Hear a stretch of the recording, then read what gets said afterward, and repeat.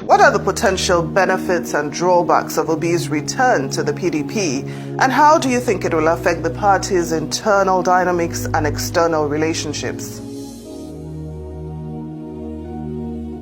Very good question. First things first. With due respect, Peter is at liberty to do whatever he thinks is in his best interest, before we get the impression that anybody is forcing him or pushing him or dragging him or pulling him. No. What are the potential advantage first for Peter before I then go to the potential advantage for PDP? Because that party, People's Democratic Party of Nigeria, in my opinion, owes a southeastern debt. Sir Alex Ekweme, one of the drivers and the founders of this party, dragged the Indigbos into that party. He tried to be president in 1999. He came short in the primary, but notwithstanding that, the Indigbos have been very, very passionate, very consistent with the party. If you look at our numbers on in the seasons when we used to win, between 1999 until 2015, including the 2015 and 2019, our biggest numbers came from them. And if you are part of those who believe that the pendulum, when it goes to the north for 8 years, must swing to the south for 8 years, then you have to ask, if the PDP is to go south, where is the equity for them? I hold a very strong view that that equity is in the southeast. Now, for Peter to be able to cash onto that equity, what does Peter bring to the table and what will Peter be earning? On the table is that with very little effort, he will bring in the southeast. He will bring in a lot of the numbers in the south side. Never mind the fact that governors are jumping up and down. He will bring in the Christian north, and he will bring in every middle, fair-minded Nigeria that is looking for a different type of country. That's what Peter will bring for PDP. And what will Peter get from PDP? He will be getting, however he even may be lazy with his campaign, he'll be getting a grassroots party that understands that you can't go to election without having, what they call, there's one word I'm looking for, skip me now. Those people that agents in every polling unit, you will get that. At the worst outing of PDP, the smallest number we ever got was the one that was allocated in 2023, which is 6.9. Before then, we would always bring in a respectable 12-point-something million, sometimes 12-point-something, and sometimes as high as 22-point-something million. So if Peter thinks that that energy is good for him, it's for him to take that decision. If he doesn't believe that, he's at liberties to go and start struggling positions with people who think that he's a schoolboy who must be invited to come and be number 2. Never mind the fact that there's no reason why he should not desire number 1. If Nnamdi Azikiwe was alive today, what would he have said to Peter? He would have said, and I dare guess to Peter, that, look, Peter, you have gotten back some political respect for us in Igbo land. Under no circumstance must, if they can, your message, they cannot respect your drive, they cannot respect your passion, then let them go and cast that vote and throw it in the Atlantic Ocean for you.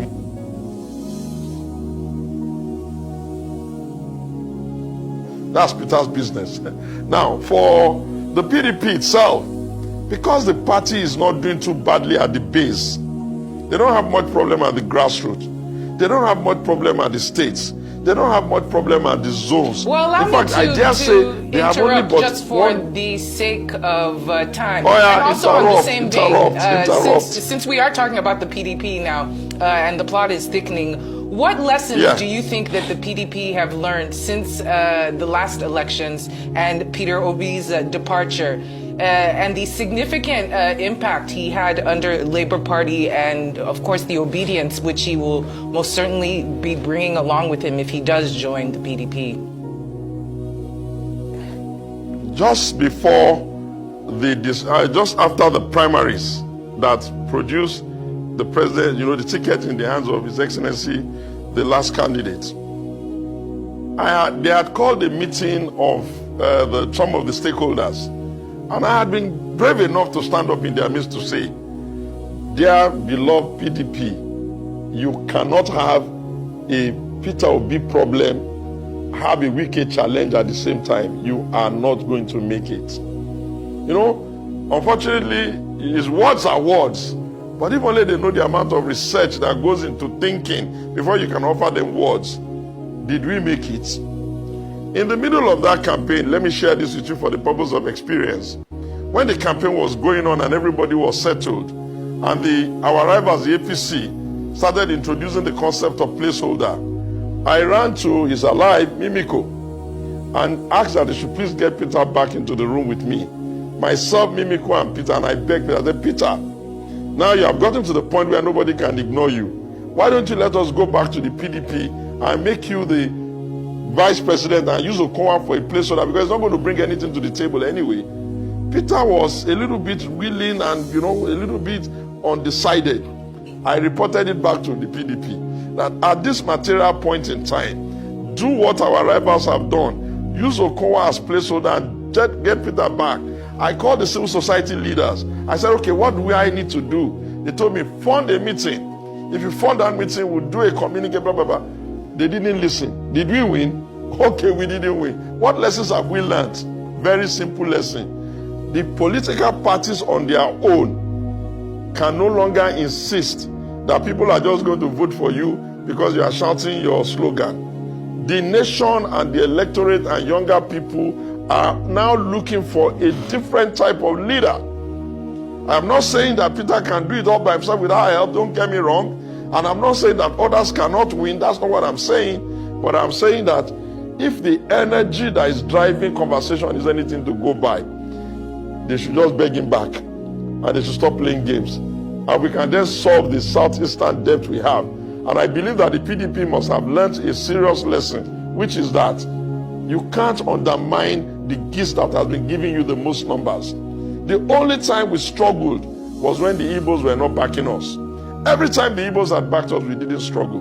Look at our numbers in Kano. Look at our numbers in the last election in Lagos. Look at our numbers even in Delta, where Okowa comes from. Look at our numbers in the whole of the South-South. Look at our numbers in the North Central. Look at our numbers in Abuja. Well, tomorrow is 29th, and I will take a new position as to what my politics will look like going forward. But my desire is that let us even have competitive parties so that the ideological underpinnings that would drive conversation can be top-notch. But hey, I have a right to choose whether I want to be president and even contest and challenge President Bola Tinubu if I want. So it is also everybody's right to be doing whatever they want. Whatever they do that they are calling coalition, as far as I'm concerned, is forum shopping, looking for a platform to activate their ambition. They are entitled to it. They are entitled to it. Now, let's talk about the PDP's Neck Meeting. What were the key outcomes and how do they address the party's festering crisis? With due respect to my party, the PDP, there's a principle called you can't build something on nothing. And they're going to find out that in the recent sense of the word, they didn't have a neck, they had a stakeholder meeting. Because for you to have a legitimate neck, you will first of all have to put a legitimate notice of that neck to INEC.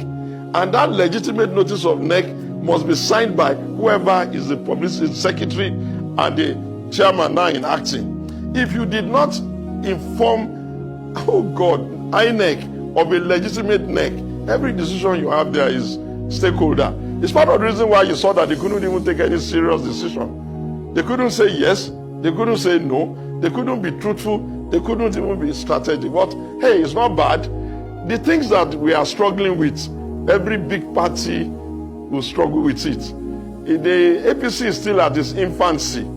They've just achieved one president and another one in his second year. By the time they achieve about 16 years, they will learn to know that it is not very easy to manage selfish politicians of the Nigerian type of, men. Our people are just down to serve. I think the PDP must understand and understand good they must accept that you can't disobey the law.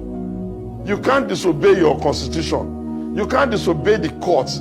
You can't disobey the Supreme Court. You can do it, believing that you are smart, but I hope that by the time they find out that all of this is all rubbish, it will not be too late. And let me remind them, Zamfara, when we were going to win with now Minister of the Minister of State for Defense, Matawale, we only won Zamfara because they said all their votes was cancelled. Let me also remind them that when Yusufike, now Minister of FCT, was coming in 2019 for a second term, it was an easy ride for us because all of the primaries of the APC was cancelled.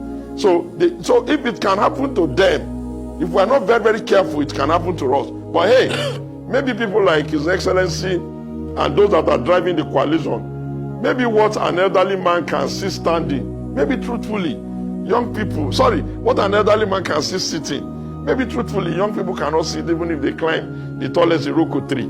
So let's see how it goes. By tomorrow, this particular president will be 2 years in office. We'll do the analysis as we know how to do it. I've done a lot of work on myself. I've done a lot of work as the leader of a new way of doing things called the alternative, which is, are we going to continue this kind of mess and be happy with ourselves? Okay, when we get to the bridge, we'll see it. 2 years is gone. We have 1 more year of serious getting our act together, and then we'll go and do the election. May the best man win.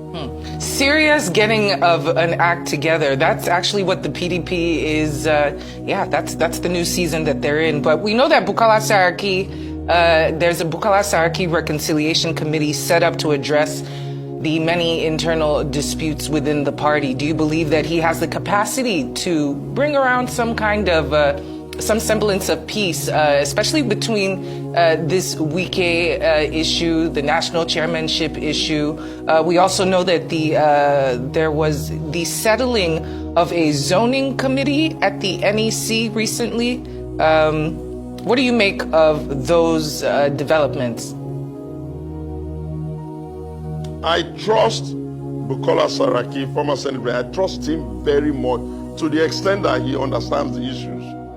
What I hope he will be able to do is the courage of telling them this is the way, and not insisting that there are plenty noise will take him off what he can clearly see is the risk. And if he is able to stand firm and let them understand this is the way, and they can be brave enough to accept the consequences of action, then he will succeed. If they insist that anybody that offers them the right way or the better interpretation of things, they're going to be screaming and shouting and have their rabble-rousers just insisting that what they wish is the fact. Good luck to us. Good luck. But I think that last one, we did not have a 99 neck. Essentially, we had a stakeholder meeting. By the time they now do the right thing and put the notice properly, then we will have the 99 neck. Because I tell you this, no court in Nigeria will accept that neck was a neck. And they themselves know it couldn't have been a neck. The minimum standard of having a neck is that the right people must give you notice. And the Supreme Court cannot tell you this is where it is. And then you say some people are sitting there in Sokoto, sitting there in Maduguri, sitting there in Zamfara. It won't make any difference. The strength of 1 million people is not up to the actual pronouncement of the court. And that's why we created the court system in the world. It is to make sure that we go somewhere where reasonable people look at everything and tell us this is the position. We can never be too angry or too arrogant to refuse what the judgment of the Supreme Court is. And if they want to do that, good luck to them. Now, Mr. Shomu, still on the Saraki Reconciliation panel, what potential strategies and approaches do you expect the panel to employ, to address the internal conflicts and, of course, promote party unity?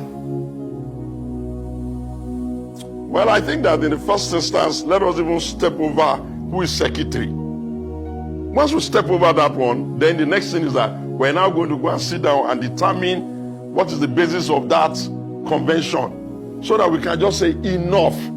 We have had enough of the post-2023 presidential issues. And then if we are smart, we can put together a fit-for-purpose NWC that is not going to be accused of everything, including compromising. And then when we do that, if we can give ourselves a little bit of energy, he can then spend some energy begging people to forgive themselves. We can be very firm to expel the ones that are neither here nor there. If you want to be PDP, be PDP. If you want to be coalition, leave our party. Stop discussing PDP and discussing coalition at the same time. But if we are not able to do that, then we are going to go back. Everybody must now ask, what is the best political decision for me as an individual? Before you now start saying, what is the best political decision for the whole? Because at the end of the day, we all came into this party as individuals. And we came in one by one. And so people will leave one by one. Can't you see what's happening to us? Governors are removing themselves from the party wholesale. Some others are going up and down doing all sorts of forum shopping for platform. Why is the PDP not an attractive platform? Ordinarily, it should be an attractive platform, but we will not do what is required. We'll be pretending. Imagine the embarrassment we have with the closing of our secretariat. Yes, thank you, Mr. President, for telling them to go and open it. But really and truly, should we even be in that mess? Should we be in that mess? And then, okay, if they apply the law, the person that wants to apply the law now is guilty of applying the law. Don't we sometimes have a situation with our embassies in other countries? Or is there anywhere in the world that people will be expected to just be occupying space without paying? And they even had a notice since March. Since March. And now they need 2 weeks. No, come on. I think that for the PDP, Bukola has a lot of work to do. I wish him well. He's my brother. I can always go to him. I can always offer him advice. But I want to let him know his work is damn cut out for him. Because he's not dealing only with the unreasonable leaders. He's dealing with the noisy, garrulous, rabble-rousers that they call members, who will not even trust their leaders enough to allow their leaders to take decisions for them. The leaders will take a decision, they won't agree. They will start insisting that their very limited understanding of what the issues are is the correct position. They will insist that Wike is the problem in 2017, is the problem in 2019, is the problem in 2023, is the problem now in 2025. Does that even make sense? Does it even make sense?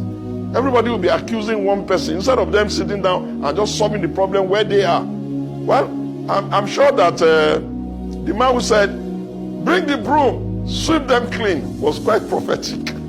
Was quite prophetic. And thank goodness God, the beauty of democracy is that a day of election will be announced. And then everybody will bring their best stance forward. And then we'll see who will win. Well, we're just going to have to leave it there. The fact that you lost does not mean that democracy failed, though. You only lost. Well, okay.